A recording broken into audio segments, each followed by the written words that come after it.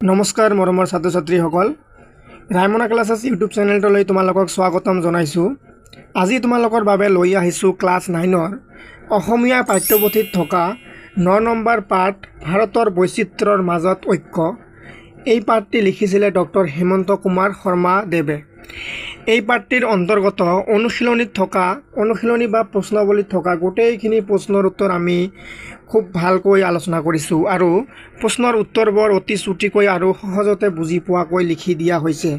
আৰু তোমালোকে এনেকৈ লিখিলে বহুত ভাল মাৰ্ক পাবা, মানে ফুল মাৰ্ক আৰামছে পাই যাবা।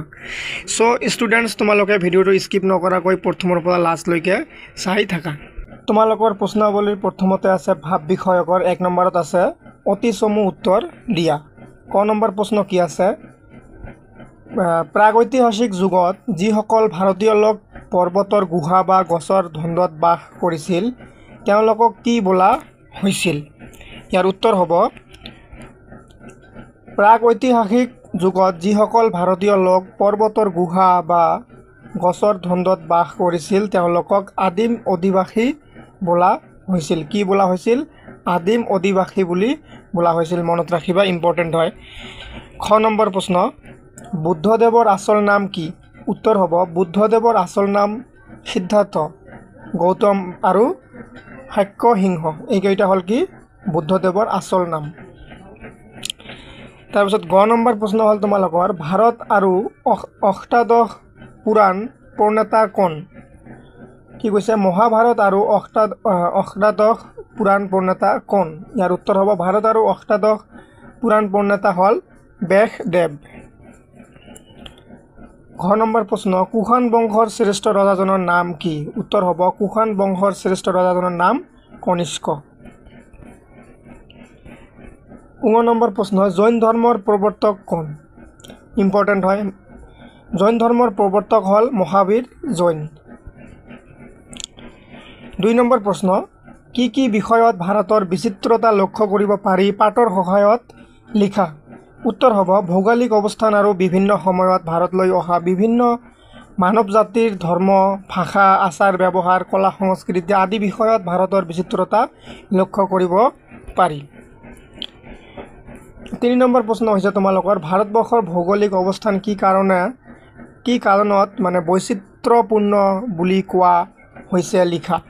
উত্তৰ হ'ব, ভাৰতবৰ্ষৰ ভৌগোলিক অৱস্থান বৈচিত্ৰ্যপূৰ্ণ বুলি কোৱা হৈছে কাৰণ ইয়াৰ এফালে সুউচ্চ পৰ্বতমালা, আনফালে গভীৰ সাগৰ মহাসাগৰ, এফালে গ্ৰীষ্মৰ তীব্ৰতা, আনফালে শীতৰ কঠোৰতা, এফালে মৌচুমীৰ তাণ্ডৱ নৃত্য, আনফালে শুকান মৰুভূমি।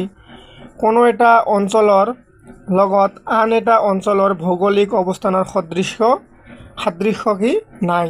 এই 3 নম্বৰ প্ৰশ্নটো তোমালোকৰ কাৰণে খুবেই ইম্পৰ্টেণ্ট হয়। তোমালোকে দাগ দি লোৱা, এইটো তোমালোকৰ হাফ ইয়াৰলি এক্সামত অহাৰ সম্ভাৱনা আছে। এই প্ৰশ্নটো খুবেই ইম্পৰ্টেণ্ট হয়। তোমালোকে এই প্ৰশ্নৰ উত্তৰখিনি তোমালোকে ভালকৈ পঢ়িবা, বাকী প্ৰশ্নখিনি তোমালোকে উত্তৰ কৰিব পাই যাবা। 4 নম্বৰত আছে তোমালোকৰ আৰ্যসকলৰ ভাৰতলৈ অহাৰ পাছত পৃথিৱীৰ বিভিন্ন ঠাইৰ পৰা ইয়ালৈ অহা মানুহৰ সোঁতৰ বিষয়া চমুকৈ বৰ্ণনা কৰা। এইটোও খুবেই ইম্পৰ্টেণ্ট হয় তোমালোকৰ বাবে। তোমালোকে কি কৰিবা, উত্তৰবোৰ তোমালোকৰ বহীত লিখি যোৱা। তেতিয়া কি হ'ব, তোমালোকে এক্সামৰ আগত সোনকালে এবাৰ ৰিভিজন কৰিবা, এবাৰ চাই যাব পাৰিবা। তেন্তে কি হ'ব, তোমালোকে এক্সামত পাহৰি নাযাবা আৰু ভালকৈ লিখিব পাৰিবা। আৰু এই উত্তৰবোৰ তোমালোকে যদি ছেম এনেকৈ লিখা বহুত ভাল মাৰ্ক পাবা। কি আছে? আৰ্যসকল ভাৰতলৈ অহাৰ পিছত পৃথিৱীৰ বিভিন্ন ঠাইৰ পৰা ইয়ালৈ অহা মানুহৰ সোঁত বৈ আহিছে। আৰ্যসকল অহাৰ অনেক কালৰ পাছত এছিয়া আৰু ইউৰোপৰ পৰা কেইবাটাও প্ৰবল পৰাক্ৰমী জাতি আহি ভাৰতবৰ্ষত ৰাজ্য স্থাপন কৰে। সেইসকলৰ ভিতৰত শক, কুষাণ, পাঠান, মোগল, পৰ্তুগীজ, ইংৰাজ, ফৰাচী আদিয়েই প্ৰধান। এই বিজেতাসকলৰ ভিতৰত সৰহভাগেই ভাৰতবৰ্ষকে আপন কৰি লৈ ভাৰতীয়ৰ লগতে নিজকে মিলাই দিছিল। এইখিনি হ'ব ইয়াৰ উত্তৰ। 5 নম্বৰত তোমালোকৰ আছে ভাৰতৰ বিভিন্ন অঞ্চলৰ মানুহৰ মাজত থকা খাদ্য প্ৰকৰণৰ বিষয়ে লিখা। যে খাদ্যৰ বিষয়ে লিখিব কৈছে। উত্তৰ হ'ব, ভাৰতৰ বিভিন্ন অঞ্চলৰ মানুহৰ মাজত খাদ্য প্ৰকৰণৰ ক্ষেত্ৰত বিচিত্ৰতা লক্ষ্য কৰা লক্ষ্য কৰা যায়। এইটো কি হ'ব? লক্ষ্য কৰা যায়। পূব আৰু দক্ষিণ ভাৰতৰ মানুহৰ প্ৰধান খাদ্য ভাত, কিন্তু উত্তৰ মধ্য আৰু পশ্চিম ভাৰতীয় লোকৰ প্ৰধান আহাৰ ৰুটি। উত্তৰ দক্ষিণ আৰু পশ্চিম ভাৰতৰ উচ্চ হিন্দুৰ মাজত মাছ মাংস নচলে, কিন্তু পূৰ্ব ভাৰতৰ সকলো লোকেই মাছ মাংস খায়। 6 নম্বৰ প্ৰশ্ন আছে তোমালোকৰ, ভাৰতৰ বিভিন্ন ঠাইৰ মানুহৰ সাজপাৰৰ বিষয়ে পাঠত উল্লেখ থকাৰ দৰে চমুকৈ বৰ্ণনা কৰা।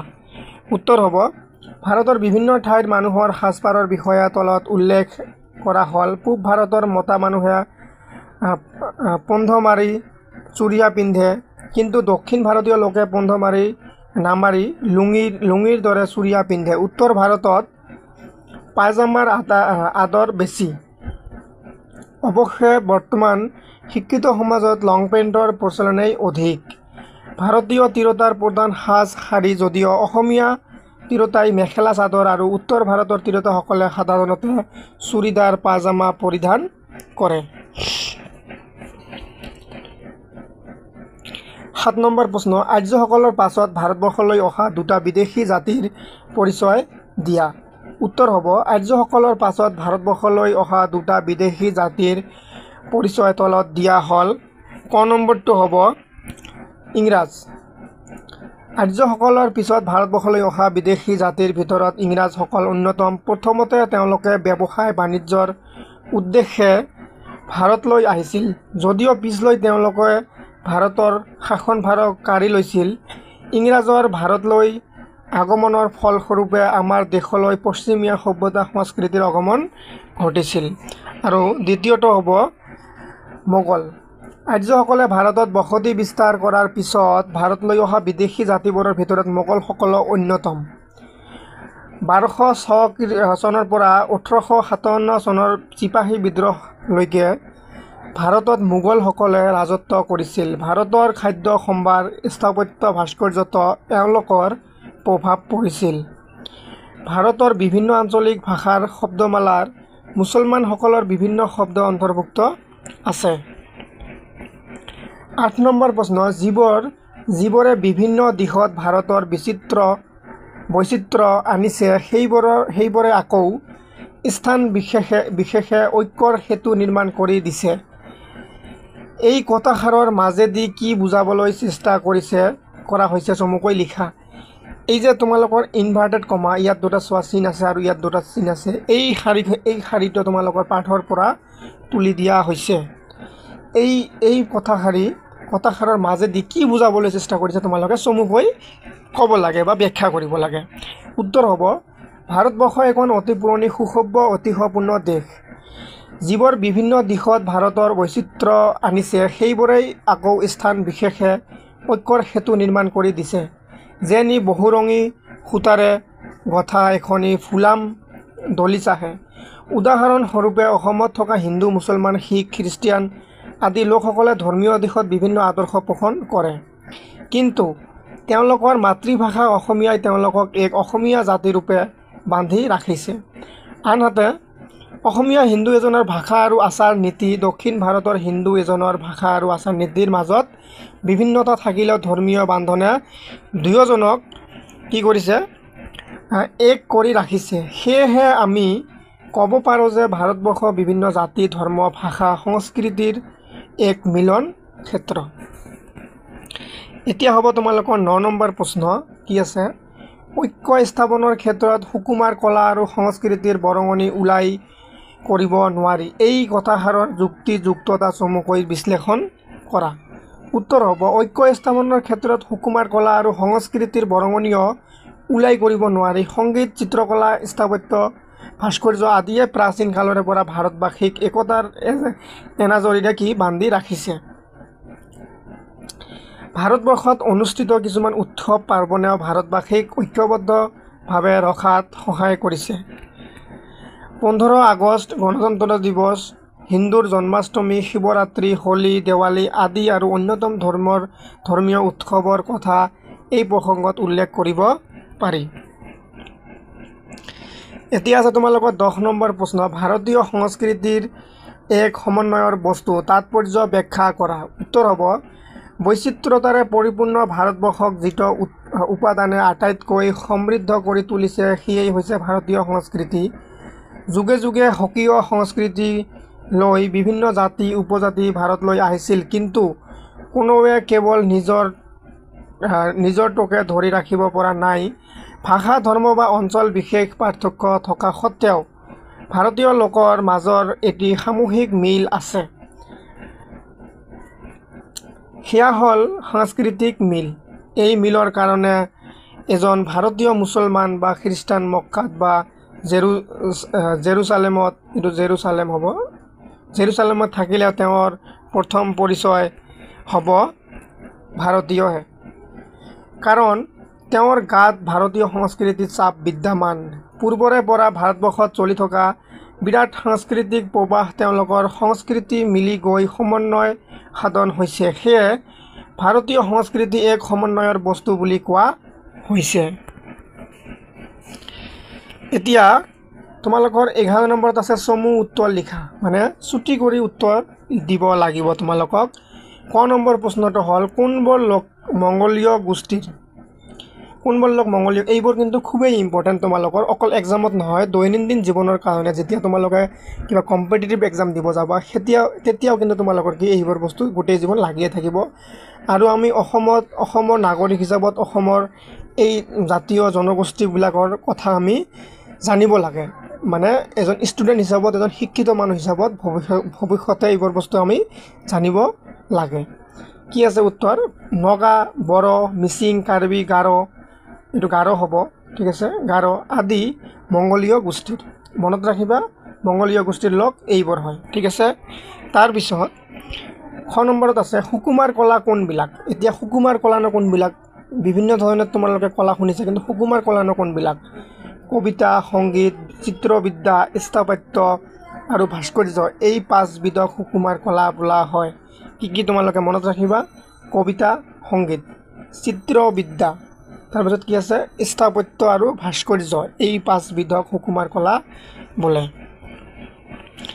গ নম্বৰ প্ৰশ্ন আছে কি গ্ৰন্থই প্ৰাচীন কালৰে পৰাই ভাৰতবাসীৰ চিন্তাধাৰা আৰু আদৰ্শৰ ক্ষেত্ৰত ঐক্যভাৱে গঢ়াত সহায় কৰিছে ইম্পৰ্টেণ্ট প্ৰশ্ন হয় উত্তৰ হ'ব ৰামায়ণ মহাভাৰত বেদ উপনিষদ ভাগৱত গীতা আদি গ্ৰন্থই প্ৰাচীন কালৰে পৰাই ভাৰতীয়ৰ চিন্তাধাৰা আৰু আদৰ্শৰ ক্ষেত্ৰত ঐক্যভাৱে গঢ়াত সহায় কৰিছে তাৰপিছত তোমালোকৰ 12 নম্বৰ প্ৰশ্নটো হ'ল কি পাৰ্থক্য থকা সত্ত্বেও ভাৰতীয় লোকসকলৰ মাজত এটি সামূহিক মিল আছে কি সামূহিক মিল আছে বিভিন্ন পাৰ্থক্য থকাৰ পিছতো কি মিল আছে উত্তৰ হ'ব ভাষাগত ধৰ্মগত আৰু বা অঞ্চলগত পাৰ্থক্য থকা সত্ত্বেও ভাৰতীয় লোকসকলৰ মাজত এটি সামূহিক মিল আছে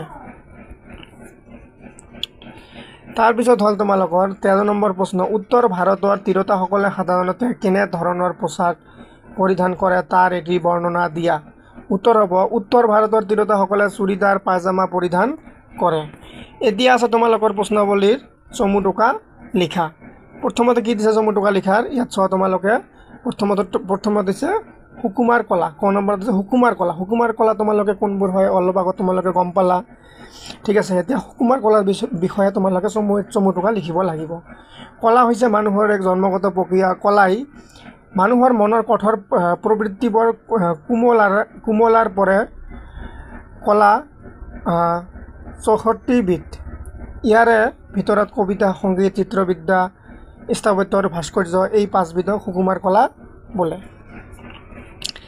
এতিয়া দ্বিতীয় নম্বৰত আছে সংগীত হৈছে সুকুমাৰ কলাৰ এক অন্যতম বিভাগ গীত বাদ্য আৰু নৃত্যৰ সমলয়কে সংগীত বোলে এই কলাই সকলোকে আকৰ্ষিত কৰে সংগীতৰ স্তৰ 7টা ক্ৰমে সা ৰে গা মা পা ধা নি এইকেইটা কি সংগীতৰ 7টা স্তৰ তাৰপিছত কি আছে বয়াস বা বেশ এইটো বেশ হ'ব ঠিক আছে এইটো বেশ হ'ব বেশ হ'ল প্ৰাচীন কালৰ এজন মুনি তেওঁ মহামুনি পৰাশৰৰ পুত্ৰ আছিল তেওঁৰ প্ৰকৃত নাম আছিল কৃষ্ণ দ্বৈপায়ন তেখেত মহাভাৰত আৰু অষ্টাদশ পুৰাণ প্ৰণেতা হিচাপে জগত বিখ্যাত বেদ বেশ কৰি তেখেতে বেদ বেশ হিচাপে জনমানসত প্ৰখ্যাত হয় এইটো তোমালোকে ঠিক কৰি ল'বা এইটো এইবোৰ স্পেলিং মিষ্টেক হৈ যায় মানে অটো কাৰেকশ্যনত আহি যায় এইটো হ'ব বেশ ঠিক আছে এইটো তোমালোকে ঠিক কৰি ল'বা ভুল কৰি নিলিখিবা তাৰপিছত কি আছে মক্কা আৰব দেশৰ ৰাজধানী আছিল ইয়াৰ মাজতে ইছলাম ধৰ্মৰ প্ৰৱৰ্তক হজৰত মুহাম্মদৰ জন্ম হৈছিল প্ৰাচীন এই চহৰখনক ইছলাম ধৰ্মৰ মানুহে পবিত্ৰ তীৰ্থস্থান জ্ঞান কৰে তাৰপিছত কি আছে তোমালোকৰ 15 নম্বৰ প্ৰশ্ন আছে ভাৰতবৰ্ষ এখন অতি সুসভ্য ঐতিহ্যপূৰ্ণ দেশ কথাষাৰ কি বহলাই লিখা এই কথাষাৰ বহলাই লিখিব লাগে উত্তৰ কি আছে গোটেই পৃথিৱীত যেতিয়া অজ্ঞান আন্ধাৰত ডুব গৈ আছিল তেতিয়া ভাৰতবৰ্ষ এখন ঐতিহ্যপূৰ্ণ সভ্য দেশ আছিল তেতিয়াই ভাৰতবৰ্ষই দৰ্শন বিজ্ঞান সাহিত্য হুকুমাৰ কলা আদি বিষয়ত উন্নতিৰ উচ্চ শিখৰত উপনীত হৈছিল তাৰপিছত কি আছে অতীতৰে পৰা ভাৰতবৰ্ষ ঋষিমুনিৰ দেশ তপস্বী সাধকৰ দেশ এই দেশতেই বেশ বাল্মীকি বশিষ্ঠ বিশ্বামিত্ৰ আদি ত্ৰিকালংগ ঋষিসকল জন্ম হৈছিল এই দেশতেই বুদ্ধ মহাবীৰ কবিৰ নানক ৰামানন্দ ৰামানুজ শংকৰাচাৰ্য আৰু আন মহাপুৰুষসকল ত্যাগৰ মন্ত্ৰ উদাৰতাৰ বাণী আৰু আধ্যাত্মিকতাৰ আদৰ্শ প্ৰচাৰ কৰি গৈছে পৌৰাণিক গ্ৰন্থসমূহৰ মাজত প্ৰকাশ পোৱা ভাৱ চিন্তাধাৰাৰ ঐক্যই ইয়াৰ বাসিন্দাসকলৰ মাজত মিলনৰ সেতু গঢ়ি দিছে তাৰপিছত আছে তোমালোকৰ কি ভাষা বিষয়কৰ 17 নম্বৰত আছে তলৰ শব্দবোৰৰ সন্ধি ভাঙিব লাগে এতিয়া তোমালোকে কি আছে অনুষ্ঠান সন্ধিটো ভাঙিলে কি হ'ব অনুযোগ স্থান কি হ'ব অনুষ্ঠান তাৰপিছত কি আছে তোমালোকে জনাকীৰ্ণ যদি সন্ধি ভাঙা তোমালোকে কি হ'ব জনাযোগ অকীৰ্ণ এনেকৈ কি হ'ব জনাকীৰ্ণ স্বাধীন ভাঙিলে কি হ'ব স্বযোগ অধীন স্বাধীন তাৰপিছত জন্মাষ্টমী জন্মযোগ অষ্টমী জন্মাষ্টমী তাৰপিছত তোমালোকৰ কি আছে 18 নম্বৰত আছে 18 নম্বৰত কি দিছে তোমালোকৰ তলৰ শব্দবোৰৰ প্ৰত্যয় নিৰ্ণয় কৰিব লাগে শাৰীৰিক শৰীৰ যোগ ইক সামাজিক সমাজ যোগ ইক সুকীয়া তাৰপিছত কি আছে ভৌগোলিক ভূগোল যোগ ইক ফুলনি ফুল যোগ অনি ভাৰতীয় ভাৰত যোগ ইয় ফুলাম ফুল যোগ আম অবিনাশী অবিনাশ যোগ অবিনাশ প্ৰত্যেকৰে এটা বা দুটাকৈ সমাৰ্থক শব্দ লিখা প্ৰত্যেকৰে কি সমাৰ্থক শব্দ হৈছে একে অৰ্থ থকা বেলেগ শব্দ মানে ইয়াৰ অৰ্থটো সেম হ'ব হেতু হৈছে কাৰণ পৃথিৱীৰ সমাৰ্থক শব্দ জগত ধৰণী গ্ৰন্থ কিতাপ পুথি মাতা হ'লে মা মাতৃ এতিয়া হ'ল কি বিপৰীত শব্দ হ'লে কি ওলোটা যাৰ অৰ্থটো ওলোটা হ'ব লাগিব দিন হ'লে ৰাতি তাৰপিছত তোমালোকৰ এনেকৈ মানে ভাল হ'লে বেয়া এনেকৈ এইবোৰ কি কয় বিপৰীত শব্দ বুলি কোৱা হয় যেনেকৈ পাৰ্থক্য সাদৃশ্য ত্যাগ গ্ৰহণ বৈচিত্ৰ্য ঐক্য প্ৰাচীন আধুনিক এইখিনিতে ষ্টুডেণ্টছ কি হ'ল তোমালোকৰ এই পাঠটিত থকা গোটেইখিনি ইম্পৰ্টেণ্ট প্ৰশ্নৰ উত্তৰ আলোচনা কৰা হৈ গ'ল যদি তোমালোকে এতিয়ালৈকে চেনেলটো ছাবস্ক্ৰাইব কৰা নাই চেনেলটো ছাবস্ক্ৰাইব কৰি দিবা আৰু ভিডিঅ'টো ভাল লাগিলে শ্বেয়াৰ কৰি দিবা ধন্যবাদ